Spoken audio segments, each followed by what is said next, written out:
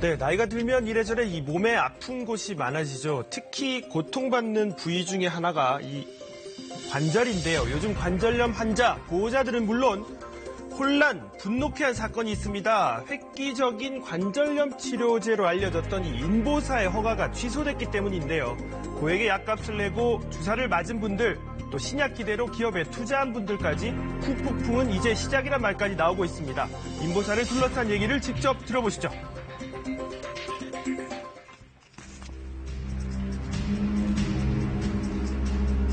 관절염 치료제인 인보사에 대해 식약처는 허가를 취소하고 제조사 코롱생명과학을 형사 고발한다고 밝혔습니다. 이유를 설명할 수 있는 자료를 제출하지 못했으며 이액이 신장세포로 바뀐 경위에 대해서도 과학적인 설명을 하지 못했습니다. 인보사 케이주, 보통 인보사라고 부르는 이 약은 세계 최초 골관절염 유전자 치료제로 각광받았는데요.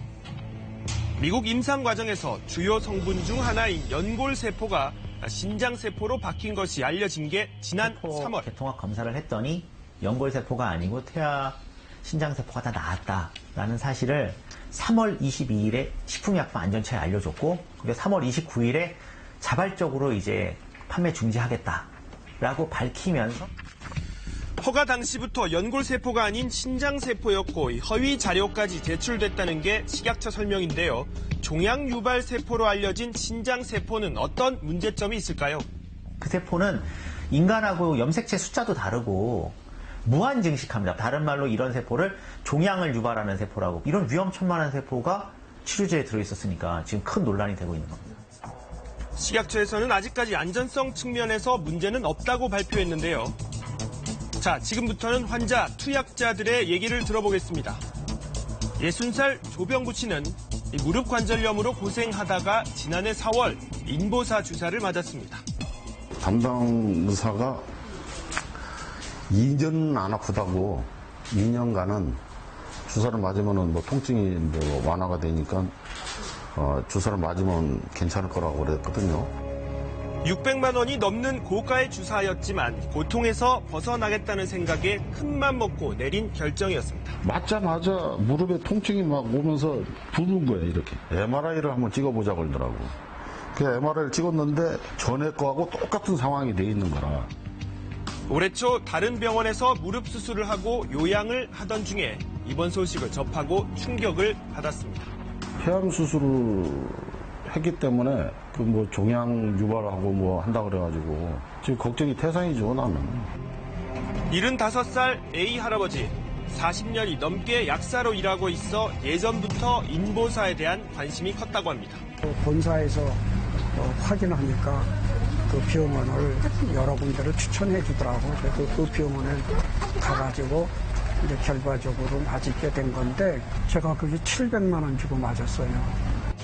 신약이 개발되고 나오는 과정을 아는 약사라 식약청 허가를 신뢰했는데 사기를 당한 셈이라며 분노합니다.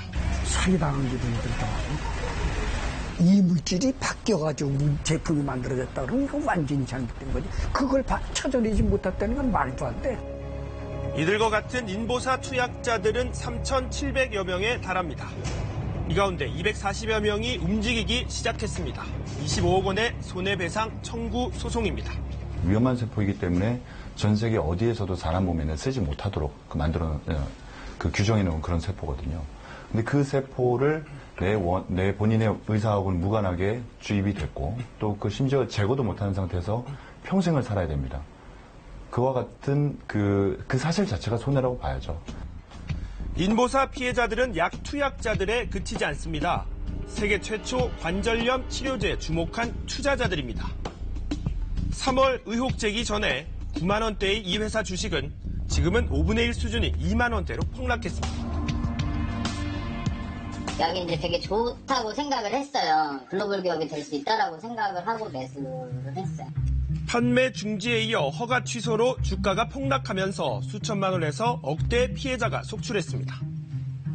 그분들 후보 따는데 엄청 이제 화가 나고, 이제 막 가정 파탄난 분들도 되게 많고, 집이 날아가고 하시는 분들도 되게 많은데 이 사건 터지고 나서 대응한 게 너무 좀 많이 됐던 게 아닌가라는. 이들 역시 소송을 준비하고 있습니다.